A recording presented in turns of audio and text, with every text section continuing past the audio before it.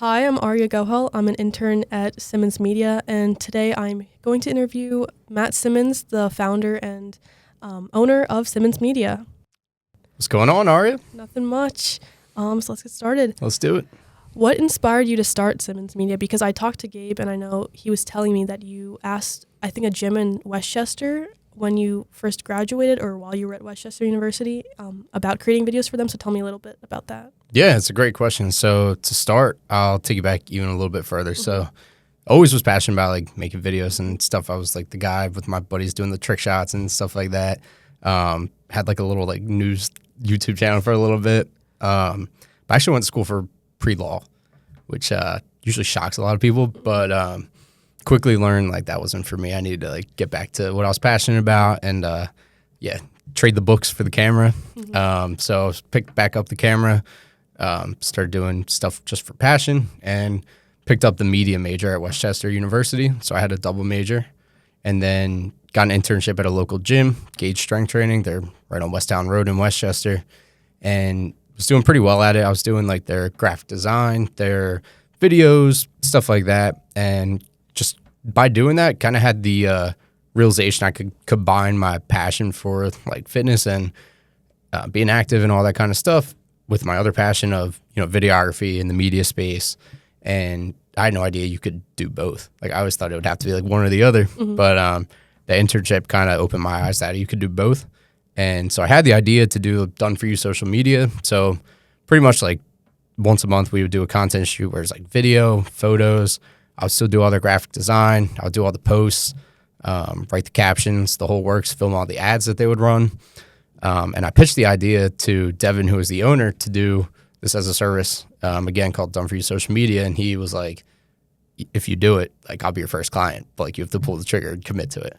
So that kind of gave me the spark to get started with it. I had no idea how to run a business or anything like that at the time, but it was just fueled by the passion for the work. So that's pretty much how it got started. He was the first client, referred me to a second client who's actually now our landlord in the spot we're filming at, which is how crazy is that?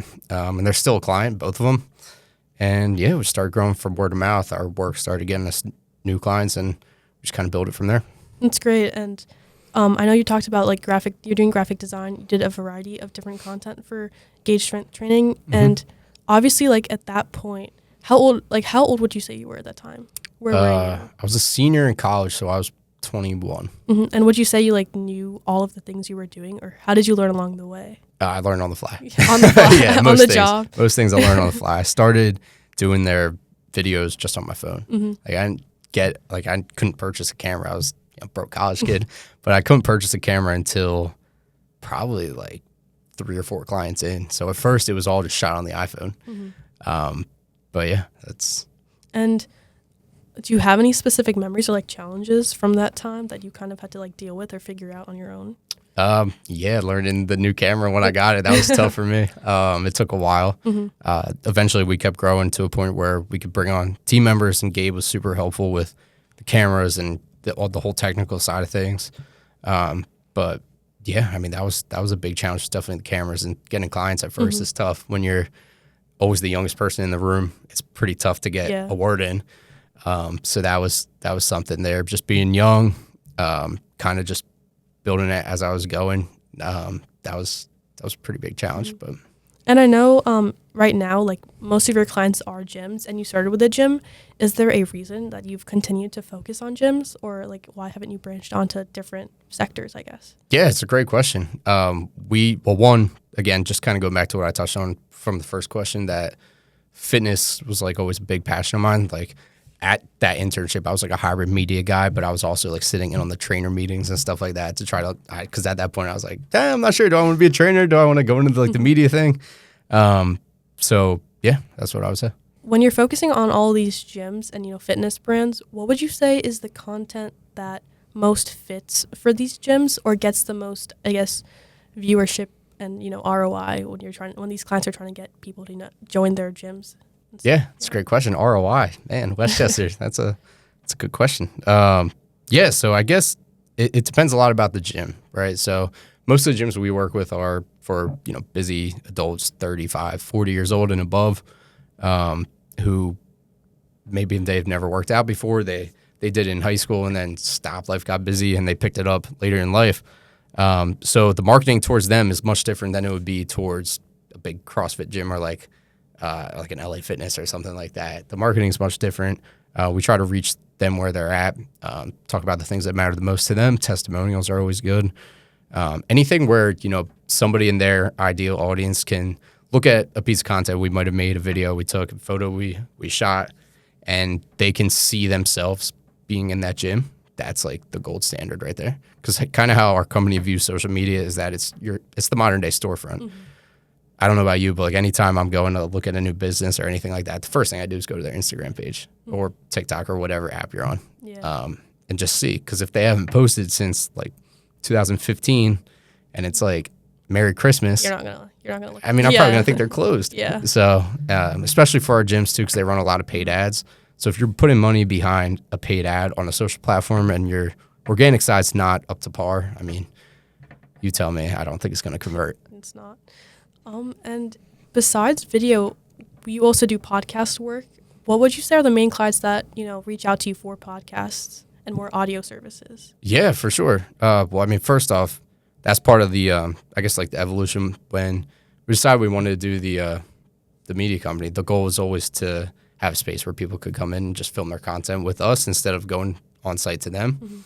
Mm-hmm. So when we outgrew our last office space, we had the opportunity to come tour this place, and we thought it was perfect for building sets. So we were like, I was talking to Gabe. I'm like, hey, this is the idea. Like, it's kind of been the idea. I can't really do this alone. Like, do you want to, like, if we're going to do this, now's the time. Like, we're getting this new office space. It's now or never, pretty much. Mm-hmm. So we're like, yeah, let's do it. Kind of went into it blind, learned a lot along the way. But now we have a second location as well in King of Prussia. But I would say the main clientele, it's so diverse. It really is. Like, we have comedians, we have real estate agents, we have business owners, we have people talk about politics. Like, it is really like such a melting pot of people. And let's say you have, now I want to explore like the process from, it's getting that first client to actually getting that final product and continuing that consistent posting. What does that look like when you first meet that client or someone's interested in your services and they reach out to you? Yeah, so for the studios or for Simmons Media? Both. Okay, so for Simmons Media, if they like inquire through our website or a referral or social media or whatever, first step is we'll hop on like a quick discovery call. So in that, I'm just trying to figure out like, hey, is this person gonna be somebody we can actually help? Because that's like a mistake I see way too much is just like saying yes. I'm like, I truthfully don't know if like our services can help you until we get on that first discovery call. And how do you know? Yeah, that's a good question. So it just depends what they're looking for. Are they looking for something that's going to get them, like, I'm not going to promise you're going to go viral overnight. It's like, if that's what you're looking for, probably not. Yeah. Like, you probably wouldn't work well with us. Something I'm looking for is like, do these people see the value in organic social media? Do they understand like the right kind of KPIs to track with their social media? Like, are they getting taps to their website, like link taps to their website? Are they getting the people in their gym talking about how great the last post was? Like, those are the things we're looking for rather than, hey, like, Logan Paul just commented on my video. Like, that, it doesn't really matter to us because we're just caring about, like, the target demographic that's actually going to buy from the businesses. So then on the discovery call, I'm trying to just figure out if they're a good fit for us. Are we a good fit for them? If so, like, we'll go over pricing and all that kind of stuff.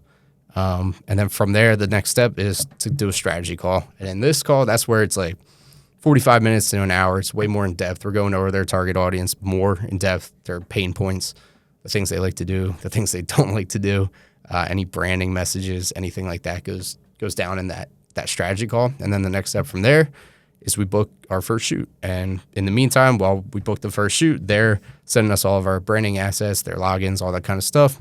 And what we're doing is preparing the first shot list and the first social media calendar to have for them so we can shoot.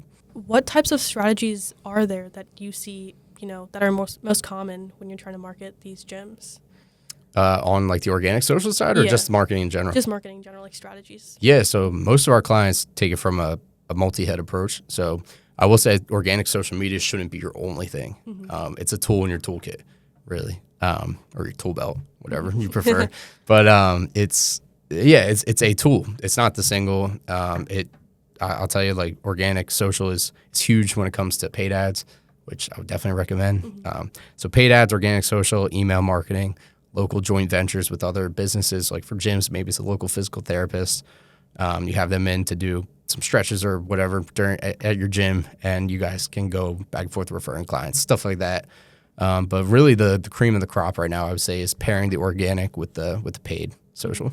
And in terms of, obviously, clients probably reach out to you more than you reach out to other people, I'm assuming. But if a client comes to you and they're sort of like on the fence about whether they want to pursue this, like, I get the marketing aspect of spreading their the I guess knowledge for their business, how do you get clients to understand the value in just setting a part of their budget towards, the media production part? Because obviously it's an expensive part of a business's marketing. So how do you, communicate the importance of it?